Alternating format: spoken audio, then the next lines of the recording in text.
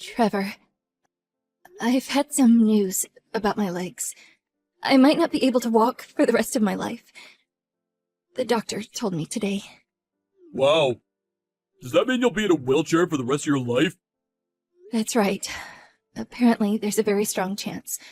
And that's how most cases like this end up. Of course, I'll still give the rehab everything I've got. But there's one more thing. I might not be able to have children anymore, Trevor. I see. Do you know when you'll be getting discharged? They say it could be at least 2 months, and that's the early estimate. Ugh, Trevor, this doesn't feel real. I can't believe I got hit by someone playing games on their phone while driving. Not just that, but the driver died in the crash. So I can't even take all this frustration and sadness I'm feeling out on anyone.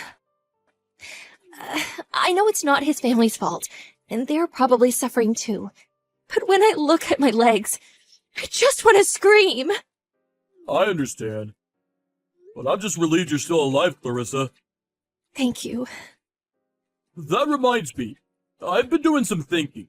If we do some renovations on that place, we can install ramps and things to make it suitable for wheelchair use. Come on, Trev. I already told you we can't live in that house. My dad wrote clearly in his will that I was only to manage it, and I'm not to move in under any circumstances. We can always look for another place, but can we at least wait until I get discharged from the hospital before we discuss this? What? Why would we look for another place when you got given a free house? Not only that, but it's big and luxurious, and right near the station to boot. I always wanted to live in a house like that, even if just once. Can we just live there for a little while? Please? No way. Even if it's only temporary, we can't. Trevor, please, just give up on the house. Will you? For me? I have enough on my plate right now with coming to terms with being in a wheelchair for the rest of my life and rehab. Let's think about our living situation when I get out of the hospital, okay? Trevor, what have you done? Beth from next door sent me an email saying you moved into the house. What's going on? Huh? Did you already find out? Whoopsie! What the hell are you playing at? You didn't seriously move in behind my back, did you? Well, how do I put this? Yes, I did. Come on, babe. It's so wasteful. It makes no sense having a nice big house like this that we don't have to pay rent on, just wasting away getting old without anyone in it. A lot of people would kill to be in this situation. How many times have I told you? We can't live in that house. No one can live in that house. I even hid the key. Did you go out of your way to find it? Yeah, what was that all about? You really made me work. I can't believe you hid it in the back of the drawer like that. I was really shocked when you went to such lengths to stop me getting a hold of it.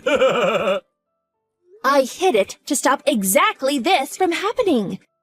Oh, I'm begging you, Trevor, please, get out of that house immediately. I'm serious. Why do you have to be like that? It has a big garden with a fountain, and the living room is enormous. I could really see us building a life here. It would be plain criminal that a house this grand go to waste. I'm seriously begging you here, Trevor. We can't live there. What do I have to do to make you listen? If you've already moved your stuff in there, then I get it. It'll take time to get it all back out. But can't you at least stay at your mom's for a little while until it's all been dealt with? No can do. My mom's living here too. What? What the hell? My mom's gonna be living here too. She really likes it. Plus, I feel bad for her having her live all alone in that old apartment of hers. She gets lonely, you know. It would hardly be fair for me to live in a big luxurious house like this while my poor mom slums it out in a cheap apartment. You've left me no choice here, Trevor. I'm calling the police. I'll tell them you broke in. Whoa now! Slow down, woman! Jeez! Why would you do something so insane? What the hell's gotten into you? God, you're the stingiest person I've ever met. Why the hell are you like this? Actually, I got a pretty good idea. I bet you were plotting to sell the house and keep all the money to yourself, weren't you? What are you talking about? I bet you're surprised I've got you all figured out, huh? I'm a very smart guy, Clarissa, and I can spot a scheming tightwad from a mile away. Your dad's inheritance money, the compensation from the accident, and finally, the money you were planning on pocketing from selling this house. You were gonna hog it all to yourself, weren't you? From your own husband, no less. You need to get your head examined, woman. Hog it all to myself? What are you talking about? Yeah, I did get some inheritance money, but I already put it away in a savings account to help us get by when we retire. But compensation from the accident? I didn't freaking want any compensation, Trevor. All I want is to walk again. I'm in a wheelchair, and all you're harping on about is money, for goodness sake. And I'm the one who needs to get my head examined? You're sick. I had no intention of selling the house in the first place. But you seem to have this idea of me as a kind of scheming money grubber. I talked to my mom, too. She thinks me and you should get a divorce. And you know what? I agree. Huh? We had to address the elephant in the room. You can't have kids, can you? Your womb's more barren than the Sahara Desert, babe. Now, here's the crux of the issue. I like kids. I want some of my own someday. If you can't give me what I want, I think I have pretty solid grounds to divorce you on. Oh my God. You're horrible. Listen, Clarissa, I know you're going through a lot right now, and I feel awful dropping a bomb on you like this. But you're not the only one done hard by this. I've been putting up with an awful lot of crap from you myself. You've never helped me or my family out, despite the fact that your dad made a lot of money in real estate. All while you knew we were struggling financially. Don't you think that's horrible? You're hardly a saint, are you? Then there's your unhealthy obsession with saving money. Constantly whining at me when I want to blow some steam by heading down to the casino or going on holiday every now and then. Why would my dad have any obligation to help you? Our finances are our finances, and his were his. Surely we should get by somehow on our own without expecting handouts. Look, there it is. That right there, that's exactly what I mean. Our standard of living should be a hell of a lot higher than it is right now. What the hell? I don't even recognize you anymore, Trevor. Where did this hateful man come from? I can't believe you're saying all this to me when my dad's barely been gone a few months. I guess that's just the kind of guy I am. It's not my fault you had your head in the sand. Anyway, I'm taking the house when we split your asset. Shouldn't be a problem if you can't live there yourself anyway, right? Huh? If you can't live there, the only thing for it is for me and my mom to have it all to ourselves. Aren't you forgetting a little something? I'm waiting. Any moment now. Congratulations on the new house, honey. Right? I'm sure you're gonna say it. Any moment now. Oh yeah, and my mom absolutely loves the place. She said she could see herself living here for the rest of her life. She's staying in what would have been your room if you weren't such a tightwad. Realistically though, a detached house would be no good for you. What with not being able to walk and being in a wheelchair and all. I see. There's one last thing I feel I have a duty to tell you. I haven't lived in that house once. Huh? You never lived here? Why not? You're lying, right? Why would you lie about something so trivial? Kinda sad. It looks like it's been cleaned recently. Everything is so shiny. Besides, there's furniture too.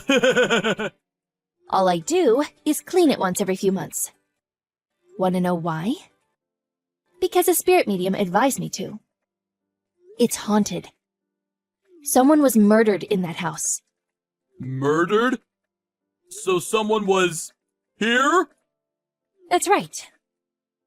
Cut it out! You really think I'm gonna fall for something like that? You're so transparent! Everything's so clean and well maintained, it looks brand new! There aren't any stains or anything! It doesn't have that kind of atmosphere at all! Because my dad had it renovated and all of the traces of that day removed. Feel free to investigate it on the internet if you don't believe me. Okay, you're right. I did find some stuff, but so what? Just because someone got murdered here doesn't mean no one can live here ever again. Right? That's crazy talk, right? Babe, that is crazy talk, isn't it? Normally, it would be. But that house is different. I didn't believe it myself either the first time my dad told me this. But apparently, everyone who lives in that house ends up losing their minds. The old owner could feel something happening inside him, and he was so terrified that he spoke to my dad, who was a close friend of his. My dad had ties to several spirit mediums due to his old job, and ultimately agreed to take the place off his friend's hands, thinking he could manage it from a safe distance.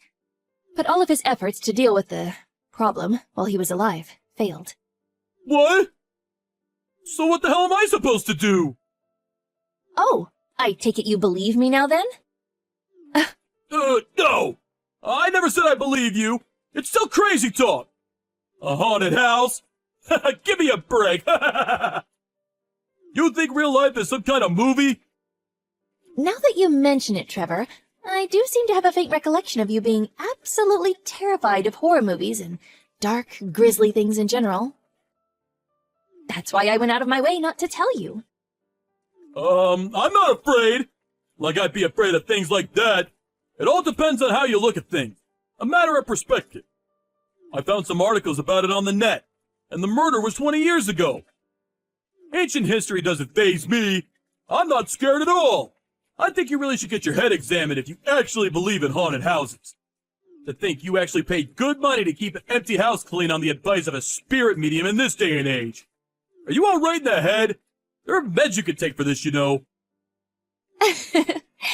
Now that I'm over the shock of you being brazen enough to move in with your mom behind my back, I'm actually kind of relieved. I don't care what happens to you if it means I can finally get rid of the place. You can have it, Trevor. The house is yours. If we get a divorce on top of that, you'll have everything you wanted. That's right. Even if I do have any problems, I can always just sell it. I'm pleased we were able to settle this like responsible adults. Here's to us and our fresh starts in life.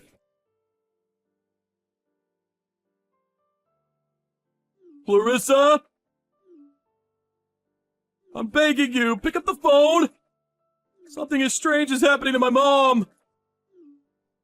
Please! Clarissa! I'm begging you! I told you not to bother contacting me again. I heard you moved your new girlfriend into the house the moment we broke up, too. Why the heck would I want to talk to you? Chances are you were probably cheating on me since before the breakup. You really are despicable. It wasn't like that. I just happened to meet her on the day we divorced, I swear. Anyways, I don't want to talk to you. Would you stop buying new phones to bother me with? I'll talk to the police if you don't cut it out. I mean it. This is harassment. Don't, please! What am I meant to do? You blocked me the moment I messaged you. I had no choice. Why do you think that is? I'm so sorry. I'm so sorry for everything.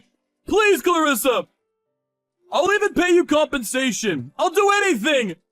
Please, just help me. I don't know who else to turn to. It's just like you said. You were right about everything.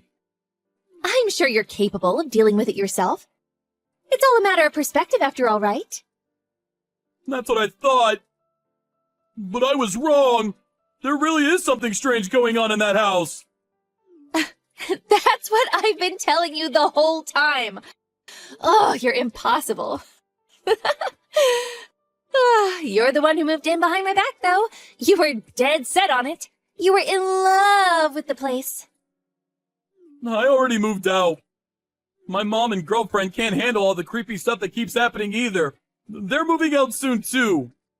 Wait, what? You left them both there? Just for a few days. You really are the lowest of the low. Just when I thought you couldn't get any worse. They must be so stressed. That said, the last time I met your mom, she did call me a sterile good-for-nothing with no future. So I can't say I care too much about what happens to her. I'm begging you! I'll do anything! What should I do? Please tell me! Anything will do! All I want is some advice. I've been through at least 7 spirit mediums I found online by this point, and despite them all being super expensive, it hasn't stopped. That's because most of the ones you'll find on the internet are scammers. Well, introduce me to the ones you know then. The worst thing is that no real estate companies are interested in buying. I've literally contacted every agent in the state, and they all start making excuses as soon as I tell them the address. I don't know what to do. I feel so lost. It was a pretty famous incident. That's why my dad was managing it from a distance, by way of showing respect to the victim. No self-respecting professional would go anywhere near that place, so it's no surprise you're struggling to find a buyer. You're the one who is so desperate to live there. Clean up your own mess. Please, Clarissa. I feel like I'm gonna lose my own mind if this carries on. I can't take much more. You know what I'm talking about, right? You heard about what happened to everyone who lived here, didn't you? Why won't you help me? I'm literally begging you here. Have you no heart? I bet you're involved in this somehow. Sure, we can go with that if you like. I guess that's just the kind of girl I am. Please, help me. I haven't eaten in days. Clarissa, pick up the damn phone. You're right. Maybe I am being a little cold. Okay, you win. I'll give you one final message. Congratulations on your new home, honey. You really can have everything to yourself now. They might not all have been things you wanted, though.